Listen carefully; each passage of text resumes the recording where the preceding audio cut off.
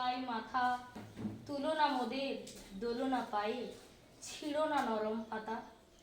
এ কাতর অনুরোধ আমাদের বাবা মারাই যখন উপেক্ষা করে, শাসনে সোহাগে ছাদনার তলায় নামিয়ে এনে কন্যা সম্প্রদানের নামে কন্যা বলি দেয়, তখন তো আমাদের ঘুমিয়ে থাকলে চলবে না। আমাদের ডান পাশে ধস, আমাদের বায়ে গিরিখাদ, পায়ে পায়ে হিমানির বাঁধ, আয় আরো বেঁধে বেঁধে থাকি। বাল্য বিবাহ ঠেকাতে হাতে হাত রেখে দাঁড়াই।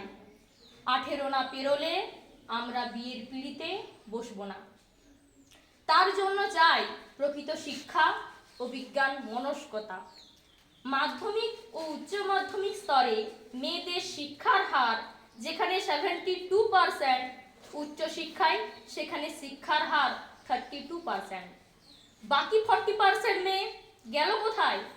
বিদ্যাসাগরের গলায় মালা পরিয়ে দিয়ে আমরা তার প্রতি শ্রদ্ধা জ্ঞাপন করে ধন্য হই। আজ থেকে 200 বছর আগে তিনি যতটা আধুনিক ছিলেন, আমরা এখনো তার নামমাত্র হতে পারিনি। এ অন্ধকার ঘুচবে কবে? কে দেখাবে পথ? আইন আছে, শাস্তি আছে, সচেতনতামূলক প্রচার আছে, শুধু নেই সচেতনতা আর দায়বদ্ধতা। তাই প্রতিদিন জহর কুণ্ডে পতিত হচ্ছে 14, 15, 16, 17 নাবালিকারা। তথাকথিত বিজ্ঞরাও নিঃশব্দে বিয়ের বিরিয়ানি খেয়ে এসে ঘুমিয়ে পড়ছেন। নিরক্ষরতা, দারিদ্রতা, এইসব অজুহাতে বা সত্যতায় কেন আমাদের বলি চড়াবে সমাজ? নামেই ডিজিটাল যুগ, বুকের ভেতরে এখনো সেই ঘিসি পিটি সভ্যতা। তবে কি আমরা পিছিয়ে যাব? দাঁড়িয়ে দাঁড়িয়ে দেখব নিজেদের মৃতদেহ? না না না, আমাদের ঘর গেছে উড়ে, আমাদের শিশুদের সব বিয়ের নামে দেখি শ্রাদ্ধের উৎসব।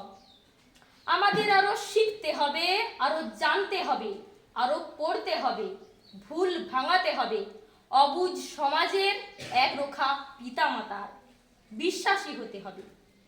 সবসময় যে বাল্য বিবাহের জন্য বাবা মারাই দোষী তা কিন্তু নয়। কখনো কখনো পতঙ্গের মতো আমরাও আগুনে ঝাঁপ দিই। বাইক আর শ্যাম্পু চুলে উড়ে উড়ে যায়, আর সারাটা জীবন তার মাসুল গুলো। একদিন তো শ্বশুর বাড়ি যেতেই হবে। যেসব মা মাসিরা এমন বলে তাদের আমি বলি, একদিন তো মরে যেতেই হবে। তাহলে কি এই লগনেই মরে যাব? আইন আমাদের সাথে আছে, সরকার আমাদের পাশে আছে। তাই আরেকটি বোনকেও যেন পুতুল খেলার বয়সে সংসারের সং সাজতে না হয়, তার জন্য আমরা দৃঢ় প্রতিজ্ঞাবদ্ধ থাকব। একটি নাবালিকাও যেন বঞ্চিত না হয় শিক্ষা থেকে, শৈশবের আনন্দ থেকে, তার জন্য অগ্রসর হতে হবে আমাদেরই। বাল্য বিবাহের শিকার শুধু নাবালিকারাই নয়, বহু নাবালিকও। তাই মেয়েদের 18 আর ছেলেদের 21 না হলে যেন কেউ বিবাহ বন্ধনে আবদ্ধ না হয়, তা সুনিশ্চিত করতে হবে আমাদের। বাল্য বিবাহ বন্ধের প্রচেষ্টা